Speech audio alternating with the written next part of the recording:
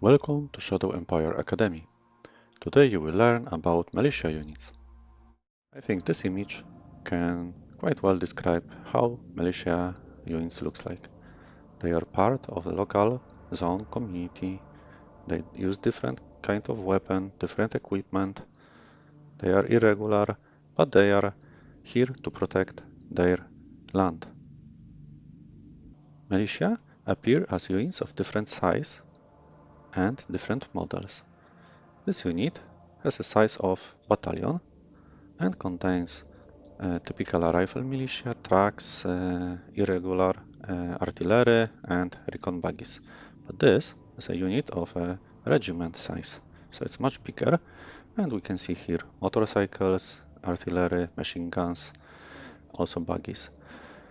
It's important to notice that currently, when I started the game, and in my models overview, I have only 4 type of models that my regular army can use, but our militia have much more variety of models. But they are using improvised and low-tech weaponry, so they are much weaker than our regular army. But they are useful. So if militia exists to protect the zone, we can expect that each of our zones can have some militia if there is no regular army to protect the zone. We can see that each militia unit have a name of the zone in the unit description. So here we have Tomiro zone, and the unit is called 1st Tomiro Guards Battalion. Here we have Deneba, and this unit is called 2nd Deneba Mobile Battalion. So you can see that militia is linked to the zone of their origin. You can see this also on the order of battle. So we have SHQ, then we have all militia units, and they are grouped per zones. So I have 3 zones. Here I can see militia for the first zone, militia for my main zone, and militia for the third zone. Why it's important to understand that they are part of the zone? Because we should treat militia as private military sector, same as each zone have private economy sector. So each zone also have, if we click on the icon representing militancy level, you can see that each zone also have private military sector. Same as private economy can build some buildings and collect money to found the buildings, same zone militia can collect manpower, equipment, and found next military projects, which are in this case next guard battalion. And each zone will have a different militancy level and different projects, different equipment and manpower. So we should treat each zone separately, and each militia unit will receive replacements from the zone of its origin. In case of the militia unit will move to the other zone, it will still receive replacements from the zone of their origin, but the replacements will go through the SHQ. In my case, I have everywhere militancy 100 because I started the game with 3 zones and militia only, so there are no regular army that could fill the gap that I create. Normally, this number is much lower and decrease over time. As you build more regular army, the more you have them, the more militia will decrease. Here you can see that the maximum size of our militia is, let's say, 10% of the population. So for example, in my main zone, we have 60,000 people, and the maximum size of the militia is 6,000. Here I have 17,000 and maximum is around 1060. So it's more or less 10% of the population. But if militancy level will be much lower, then also this number will decrease. So if you would like to have a high number of militia inside your zone, you should care about high militancy level. Then you can expect that a bigger part of your population will be counted as maximum size. Why the maximum size is important? Because if the current size is lower than the maximum, you can expect that the next project can happen and the supplies will go to the units from the zone. If the maximum size is lower than the current size, then the zone will be not able to send any supplies or replacements to your militia units. It's important to understand that we don't have direct control over militia units, so we don't pay them, same as we don't pay workers in our private economy, so we don't pay our private military sector units. Also, we do not send supply from our SHQ. Ammunition, recruits, they are not used because each zone care of their own. So here you can see that the replacements will be sent from the pool of soldiers, volunteers from local population, and the eventual losses in equipment will be sent from the pool of equipment gathered and bought on private markets to send as a replacements for our militia units that have any equipment. To found new units, new militia units, each zone will collect manpower for infantry and equipment for vehicles. And if they collect enough, they can found next unit, as long as current size is lower than maximum size. Here I have loaded my other save to show you some other techniques that we can use. For example, we have here militia that decided to fight some monsters in the forests and they have heavy losses, so they are requesting for replacements. But they will never get the replacements from their zone of the origin, from Maxia in this case, because the Maxia zone, when we check the militia tab, we can see that we already are above our maximum size of militia allowed for this zone. So even if we have some equipment, so we could replenish some recon or trucks, the zone cannot send it because we already have too many militia units in the zone. But what we can do? We can check our bigger unit. If we go to the first tab here and the unit administration button, here you can see that the unit integrity is 59%. It means that we have less units in the current column than the expected ideal number of units in the table of equipment column. So we are missing some subunits of specific types. In this case, we are missing RPGs, machine guns, 2 transport, 2 artillery, and below we can see the sum. So we are missing 9 subunits. But we can use other unit to replenish our losses in the first unit. So if I move this unit that has rifle, militia and trucks to the same hex, and then I click transfer button, we can select here the source unit and here the target unit. So I would like to transfer from the smaller unit to the bigger one some subunits. And if the subunits are matching the table of equipment of the target unit, you can do it. So let's say I would like to move trucks to replenish here the missing trucks.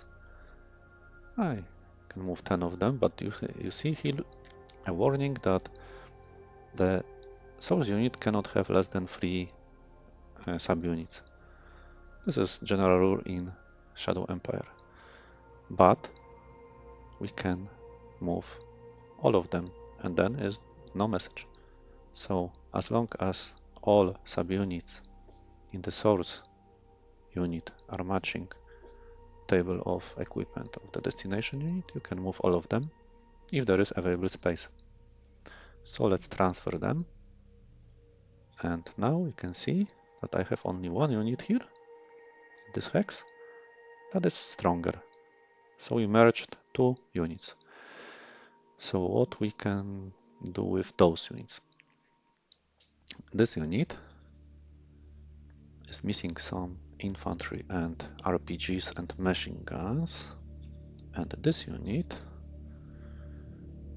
is missing only RPGs, but they have, I think, all of required units by the first one. So we can move the bigger unit to the smaller unit and try to transfer from the bigger to the smaller. You can see that they are missing 300 rifle militia, so we can move them. It's great. Standard message, because we would have less than 3 units left in the source militia unit, but still we can move machine guns and RPGs because the table of equipment of the source unit, as we checked before, we saw that there is a missing RPG and machine gun. I can show you without executing this that the smaller unit is missing 3 infantry, 1 RPG and 1 machine gun. So that's why we can move them from the bigger unit to the smaller unit, because it's smaller only because they have losses. So let's move all of them, transfer, and you can see now we have stronger unit of militia, and we could merge another 2 militia units. So can we move this unit and merge with that unit? Let's check. From the first to the second, standard message, but I cannot move because the target unit would have more than the table of equipment says. So they, according to the specification of the target militia unit, they should have 500 rifles and 100 machine guns. So we cannot move there more than the specification of the unit says. So we can subtract here something, but now we cannot move because the source unit will be too small.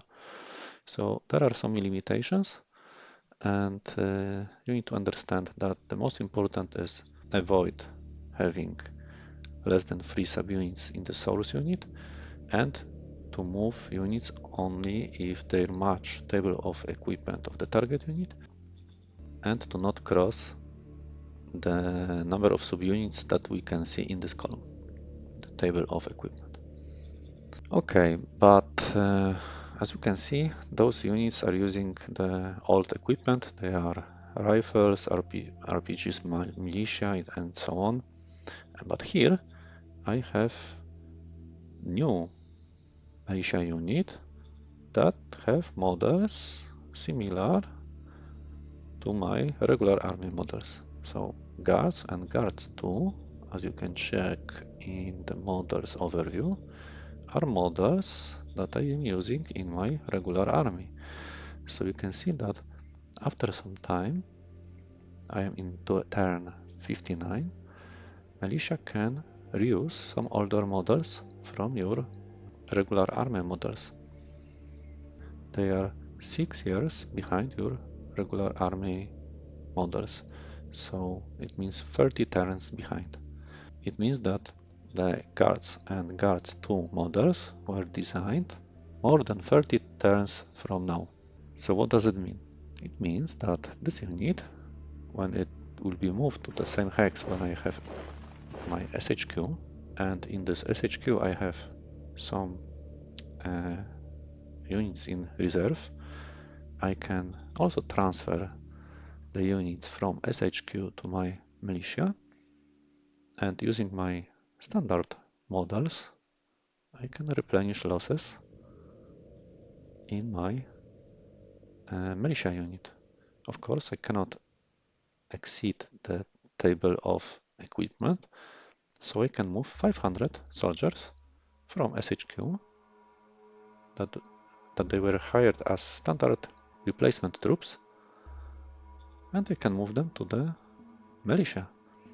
So it's very important to remember that when the game will progress, your militia units will use more advanced models, and then it will be easier for you to replenish the losses, not by merging or by waiting for the zone to deliver some manpower or equipment, but you would be able to simply use the standard replenish troops option to hire some soldiers and then to move them using the transfer option to any unit that is inside the same hex that your SHQ. Okay, the last subject is the militancy in our zone. As you can see, it can increase or decrease based on some circumstances. In this case, if I have high loyalty, so people in general love me, the militancy will increase. But because I have regular military forces in the zone, militancy will decrease by 5 points. And also it's decreasing when we have high culture score. So it means that our civilization score in Shadow Empire using culture score and civilization score as the same thing. So in this case, we say civilization score. If it's higher than 10 points, it will decrease the militancy in our zone, because the more quality of life buildings we have, the more educated people are, the less they will be willing to join to the militia, which is obvious. Okay, so how we can support our militia? We can build, our private economy can build a building called Militia House. This special building is increasing militancy in our zone. If you don't have it, you can play a special stratagem card in the zone tab that is called Militia Project. This card will add first level or increase existing levels of Militia House in your zone by 1. This way you can try to keep militia high. Also, we can give some money to our militia, for in this case 500, and we will get some militancy increase. Not too much, but it's always good to play this card if you would like to keep your militancy level high to increase the maximum size of your militia in the zone. I forgot to mention that in your cabinet some leaders can have special trait like militia chief. So if this leader will become a governor, he will be increasing the militancy in the zone. But he is, in my case, director of Model Design Council, so he is not increasing, but I could make him governor, and then I would increase the militants. I hope this video was helpful, and thank you for watching.